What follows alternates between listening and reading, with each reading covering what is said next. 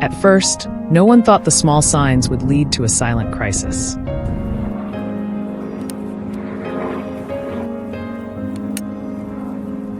Just a few disturbances on the ground, a few animals disappearing in the night. Everything was easy to overlook.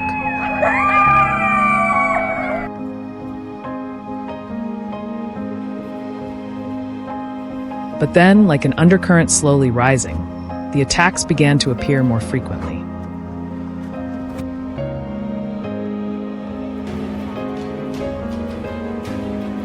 Pens were broken, overlapping tracks formed invisible paths, and after only a few nights, the damage was enough to shake any farm.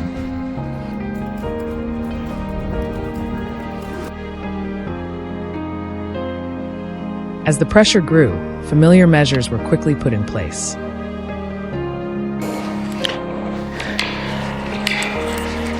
Fences were raised higher, nets were tightened, lights and alarm systems were installed everywhere.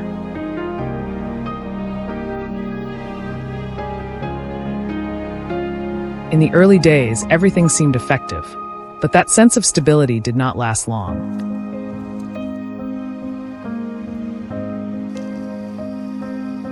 The intruders adapted faster than expected, changing their approach, even using the very defenses to find new ways in. The confrontation gradually shifted from reaction to strategy.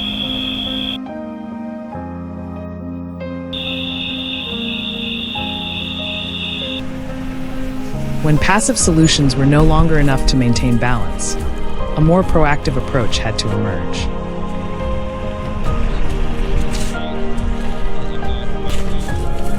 Direct control through traps, a method that always comes with controversy.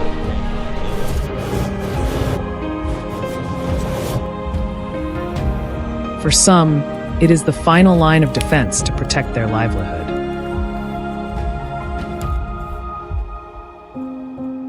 For others, it is a boundary that must be carefully considered from an ethical perspective.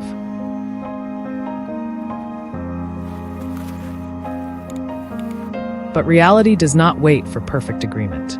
As the damage continues to rise, action becomes the only option.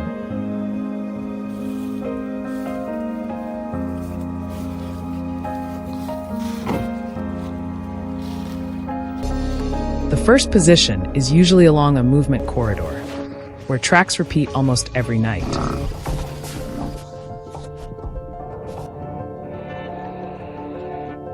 It could be the edge of a forest bordering farmland, or a small dirt path leading to a water source.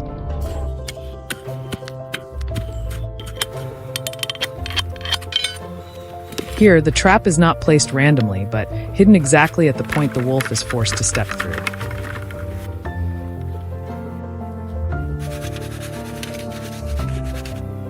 A seemingly unconscious step, yet it is the intersection of an entire chain of prior observations. Positions like these determine most of the plan's success.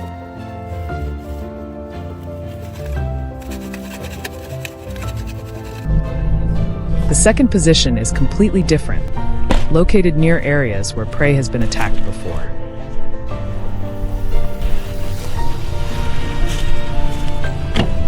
Not at the center, but at the outer edge, where the wolf often pauses to observe before approaching.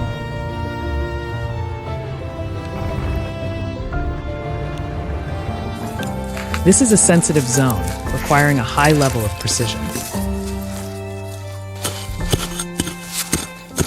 The trap is set low, concealed, and nearly blends into the ground, while the scent is just enough to maintain curiosity without signaling danger.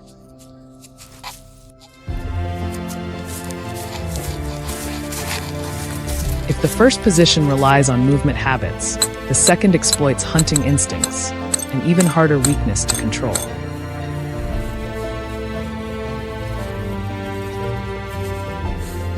Safety is not just a principle, but a requirement.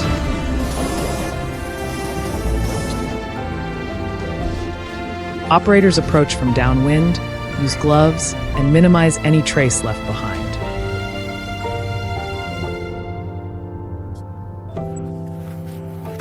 After the trap is triggered, Inspections are carried out strictly according to protocol.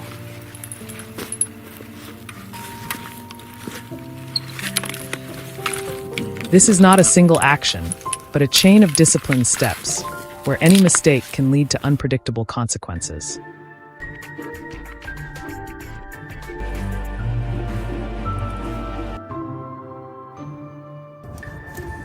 Over time, these efforts begin to show clear results.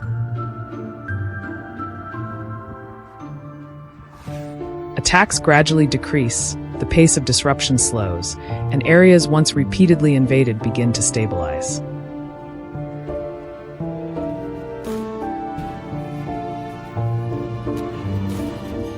More importantly, control is no longer the responsibility of a few individuals, but becomes a coordinated system, where information is shared, experience is accumulated, and strategies are continuously refined.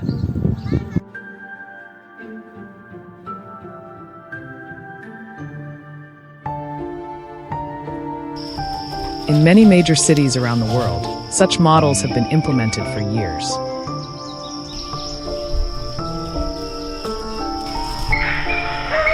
Instead of waiting for problems to arise, long-term plans are built on surveys, monitoring, and community education.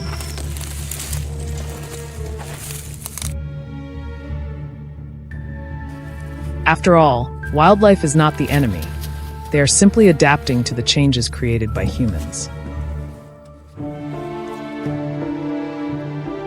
And within that adaptation, a larger question emerges.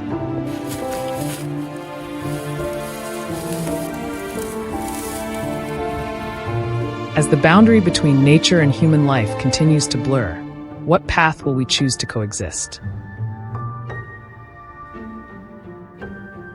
A fast but rigid solution, or a sustainable approach that requires time and deeper understanding?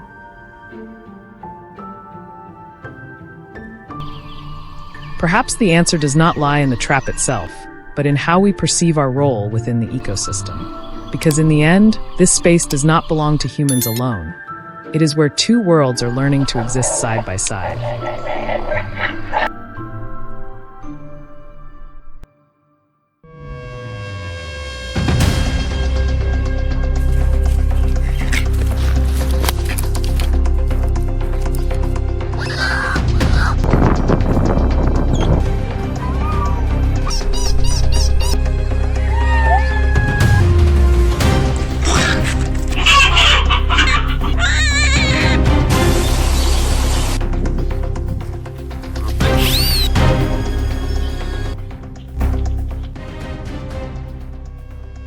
For many years, foxes have been regarded as the silent predators of rural outskirts, a fleeting shadow, appearing and vanishing before humans can even register their presence.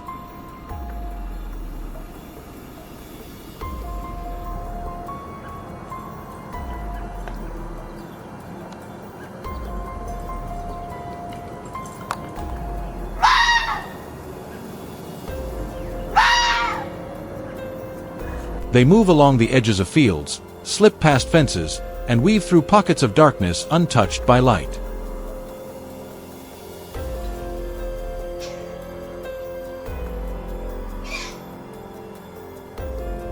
But as the boundary between residential areas and the wild gradually blurs, encounters are no longer rare.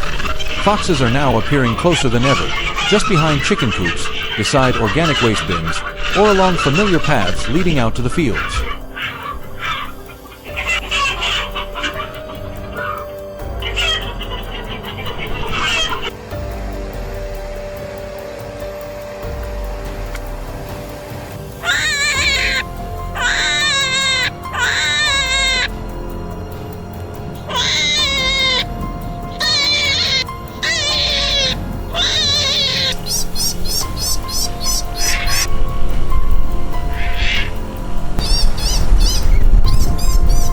Foxes do not hunt at random. They observe, remember, and learn from every small detail in their environment.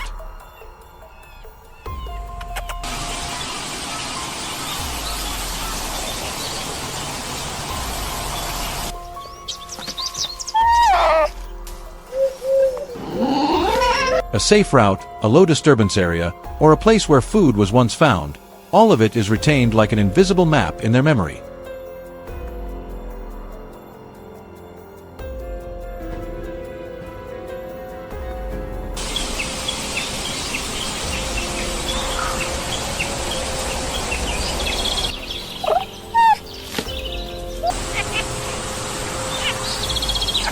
And once a stable movement pattern is established, they will return to the exact same path, repeating their behavior over consecutive nights with remarkable precision.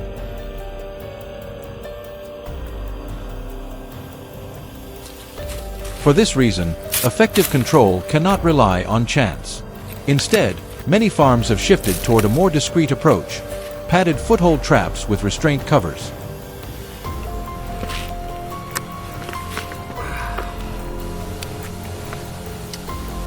These traps are designed to hold the animal in place without causing serious harm when used correctly.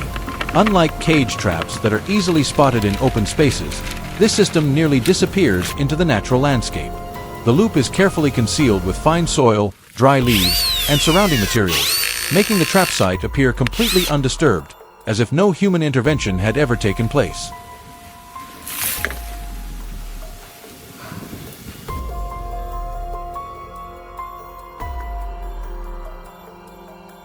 After multiple nights of observation using infrared cameras, managers have identified a consistent pattern.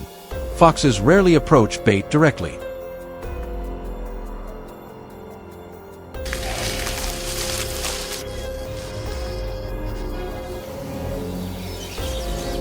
Later.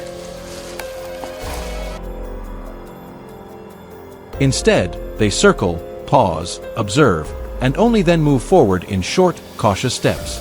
For that reason, traps are not placed at the bait itself, but in a transition zone, where the animal is compelled to step through as it leaves cover and moves into open ground.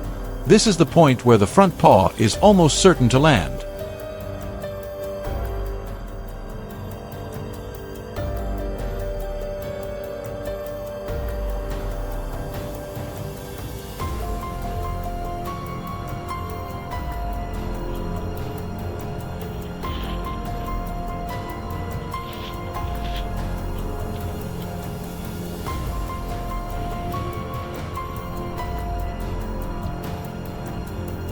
When triggered, the restraint mechanism distributes pressure evenly around the leg, firm enough to hold, yet without causing a harsh impact.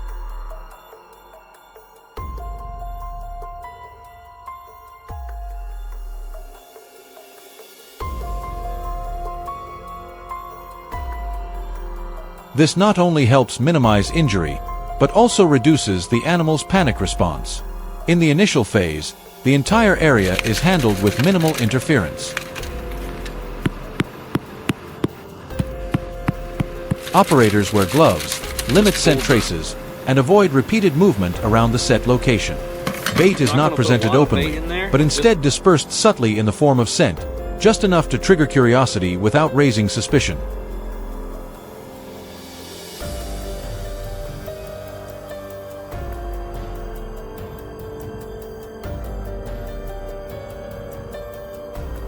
Once the system has fully blended into the environment, the activation phase truly begins. And here, technology plays a crucial role. Sensors are integrated directly into the trap, sending near-instant signals to the handler's device.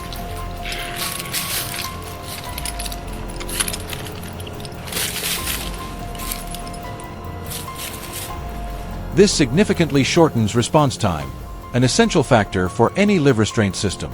The operator can quickly reach the site, use a cover to calm the animal, assess its condition, and proceed according to established protocols.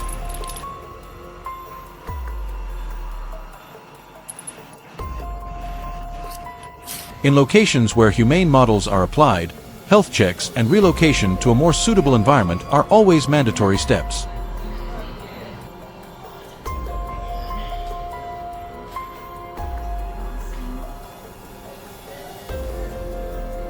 Alongside trapping, many farms also proactively adjust their surroundings. Fencing is reinforced, poultry areas are secured at night, motion-activated lights are installed in dark zones, and all leftover food sources are removed. As the environment becomes less attractive, fox activity gradually declines. This is a critical part of the overall strategy, not just control, but prevention at its root.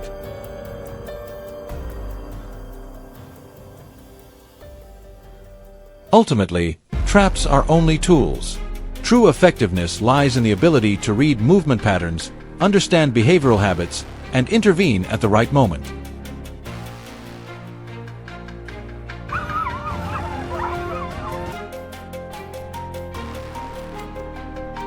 When implemented with precision and responsibility, these methods not only protect farms, but also help preserve the fragile balance between humans and the wild, where both can coexist without conflict, within sustainable limits.